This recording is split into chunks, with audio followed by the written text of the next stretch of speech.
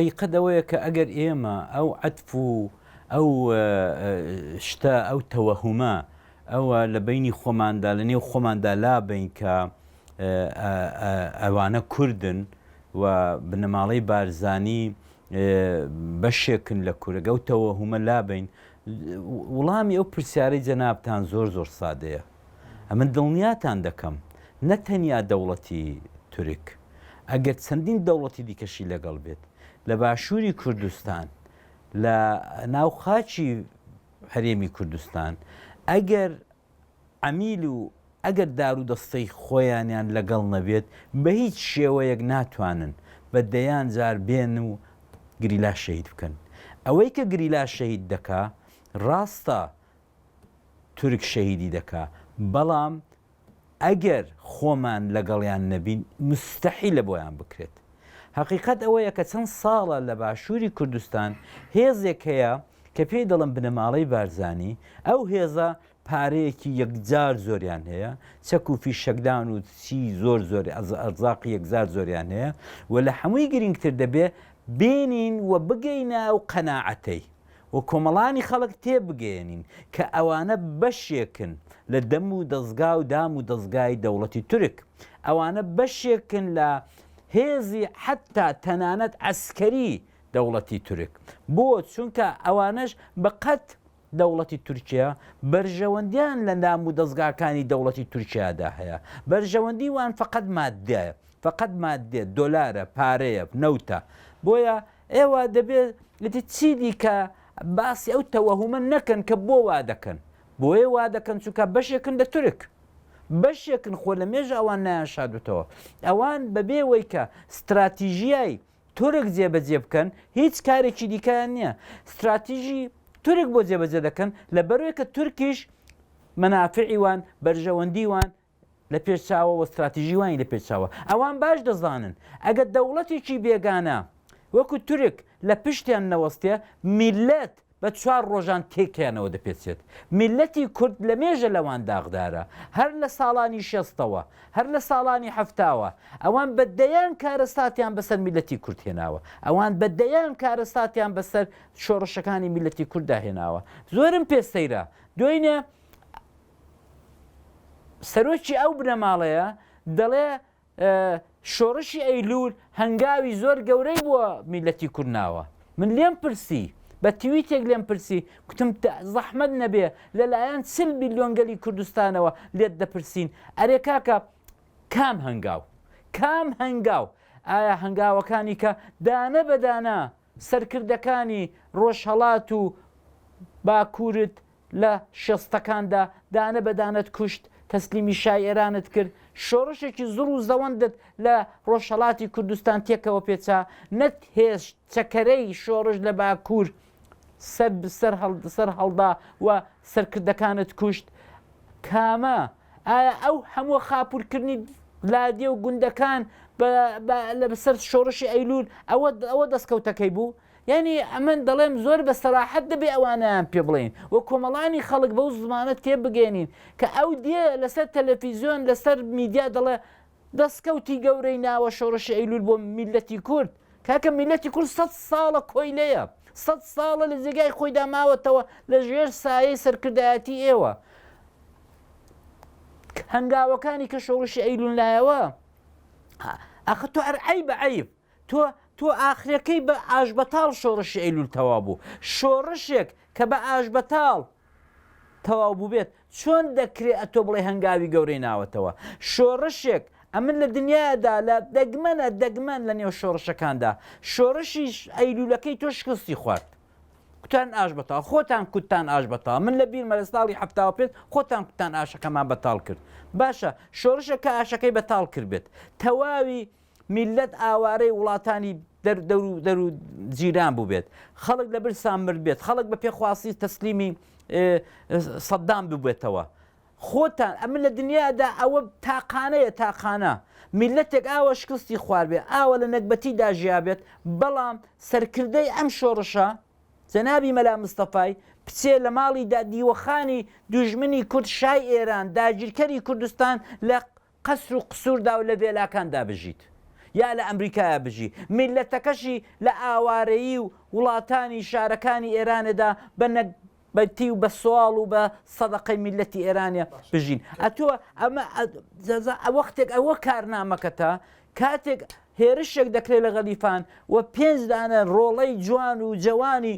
باکووری کوردستان دێنە شەهیدکردن ئەخر ئەگەر دەستی کوردی عێراقێ تێدا نەبێت نابێ بڵین کوردی عێراق چینی کە دەبێت ئەو دەستەواژەی بەکارنێنین بەشێک لە عەوامیل و لە بەکرێگیراوانی دەوڵەتی تورکیای لەگەڵ نەبێ بۆیان ناکرێت ئەو 5 شەهیدە ئەوانە بەبێ بە دڵنیایی پێتان دەڵێم دار و دەستەی بنەماڵەی بارزانی لەگەڵ دەوڵەتی تورک نەبن ئەوان ناتوانن پێنجگری لای ئێمە شەهید بکەن کاکە پارتی بەشێکە لە تورک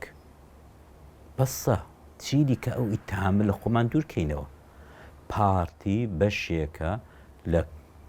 دەوڵەت لە عەسکەر لە جێیش ئی تورکیا باشە تۆ کورد دەڵێ دۆم بێ و کەڵاش بۆ خۆی بکە ئەو عینی ئەوەیە یعنی وەختێکی بنەماڵەی بارزانی کاری چاوە دەکەن بۆ خۆیانی دەکەن وەختێک دێن ڕۆڵەی کورد دەکوژن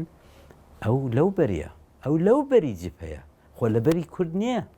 ئەو تو دەبێ هەمیشە دیایمەوە حیسابە بکەی بۆوان کە ئەوان لە مێژە بریاری ئەویان داوە کە ئەوان لەبەری داگیرکردن ئەوان کاتی خۆی بۆم باس کردی ئێستا لە ساڵی 60ەکان لەبەری ئێران بوون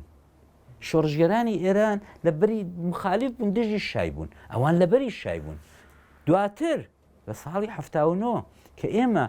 جوڵانەوەیەکی پان و بەرین لە کوردستانی ئێرانێ دەستی پێکرد لە ڕۆژهەڵاتی کوردستان دموکراتە بوو کۆمەڵە بووم بوو خۆم و دەمی پێشمەرگە بووم تێدا بووم ئەی کاکە حەقیقەت دەوەی بە چاوی خۆمان دیتومانە ئێران و سوپای پاسداران کە تازە پێکات بوو لەگەڵ جێیشی ئێران ئەو بەربوون ئێمەی دموکراتی و کۆمەڵە ئەو بەربووین ماڵی بارزانی لەو بەربوون لەگەڵ پاسدار بوون لەوەی وازحتر چی بڵەمە من لەوەی وازحتر چ بڵم کاکە ئەوە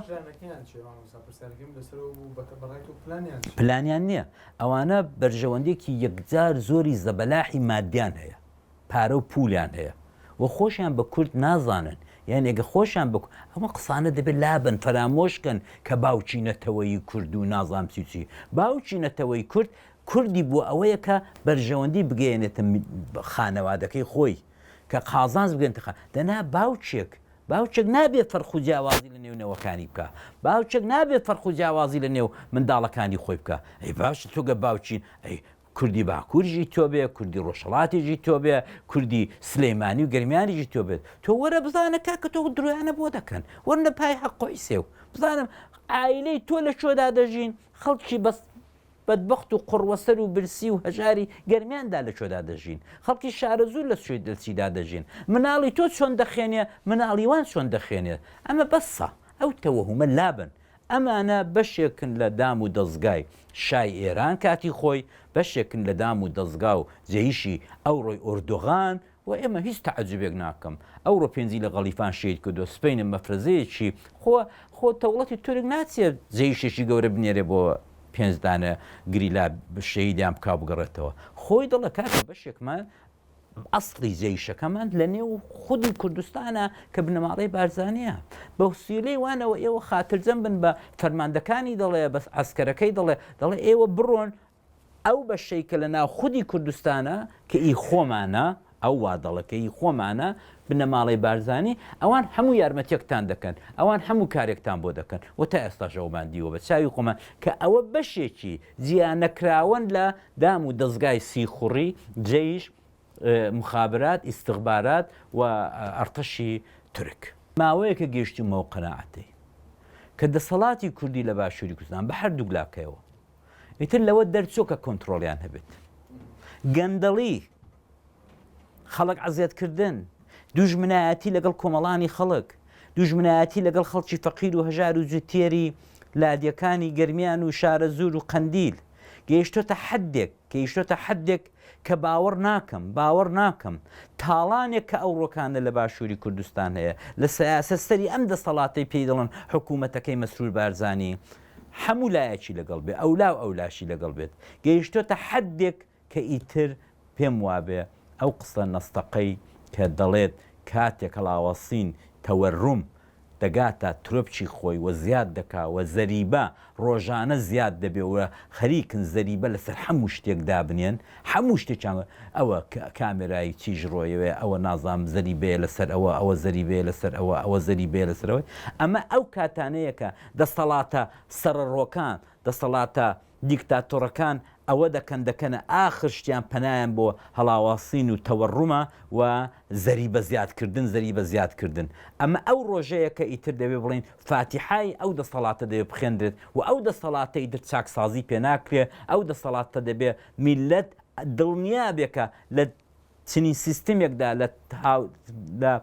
سیستمێکی ئاوادا کە پەنادەبا بۆ چیرفانی خەڵک کە پەنادەبا بۆ تۆقی بۆ بەرژەوەندی خەڵک و بۆ معاشی خەڵک ئیتر ئەوە ئەو ڕۆژەیە کە ئەوان دەڕوخێن ئەم پێم وابێ هەرێمی کوردستان گەیشتۆتە ئەو حەدەی کە بە هیچ شێوەیەک چاکسازی و ڕەفۆرمی تێدا ناکرێ کەوتونە دەسەڵاتێکی سەرەڕۆ کەوتونێت دەسەڵاتێکی تۆتالیتەر و ئێمە دەبێت بە هەموو شێوەیەک حەول بوو ئەوە بدەین کە هەمووی بگۆڕدرێت هەمووی بێتە گۆڕین و بە تایبەت ئەو تاڵانەی کە لە دەسەڵاتی کوردیدا ئەمن دەیبینم باوەڕ ناکەم لە مۆغۆل کە حملەی کردو بۆ وڵاتاندا ئەوان ئەو تاڵانەیان کردێ تاڵانێکی یەکجار ڕوودا تاڵانێکی یەکجار ئەوەیە گوستاخانەیە